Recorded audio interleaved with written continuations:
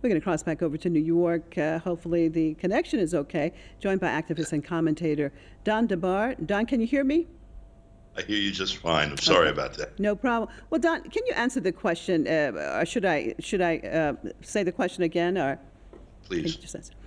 Basically, if we look at the situation that is taking place, on the one hand, we see that people are taking to the street. On the other hand, is there a possibility that we're now 66 days into this, that unfortunately human beings can get use of anything? We're seeing this continual genocide take place now for more than 2 months. Is it likely that the activism becomes less as we just get used to seeing Palestinians being slaughtered every day? Or how do you assess that side of things? The complexity of it is that, on the one hand, people are organizing from a position pretty much of zero to try to counter what's going on. And that has one curve, before it reaches maximum, expression, where perhaps it can start forcing governments to behave in a certain way. On the other hand, you have the extermination basically underway of people in Gaza, and the threat of that for people in the West Bank and elsewhere, by the way, which the Israeli government has been making. And, you want to try to solve the problem before you run out of people to save. And so you have that going on.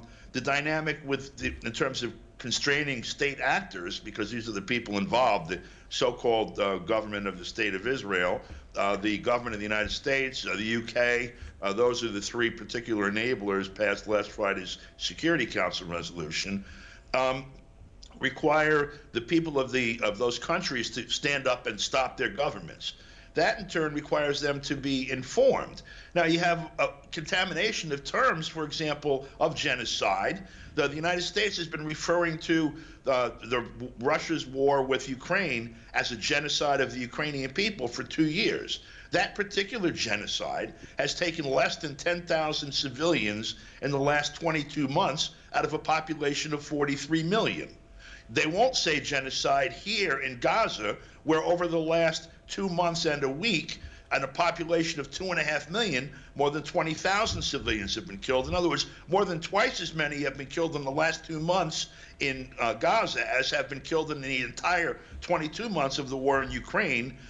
There's an indictment at the ICC against President Putin, and I'd be shocked if they don't hand a medal to Netanyahu the next time the ICC convenes. You have no architecture for enforcing the law against genocide. The United Nations Security Council can be stopped by one bad player. That was the United States this past Friday.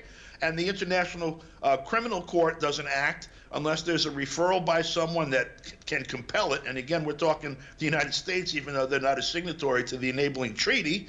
And the International Court of Justice, which could be doing something if any member of the United Nations brought a complaint and was accepted by them, is also doing nothing. So it seems that the people of the countries that are committing the genocide have to stop it. And I don't know how we do that, but if it doesn't happen soon, there's going to be a really big mess, because the rest of the world is not going to sit for this at some point in time, and the people here are going to, get what they earned. Yeah, it's quite mind-boggling, Don, and sometimes it seems that we're on the edge of a global war. Thanks so much for being with me, Don DeBar, out of New York, activist and journalist. I appreciate you joining us.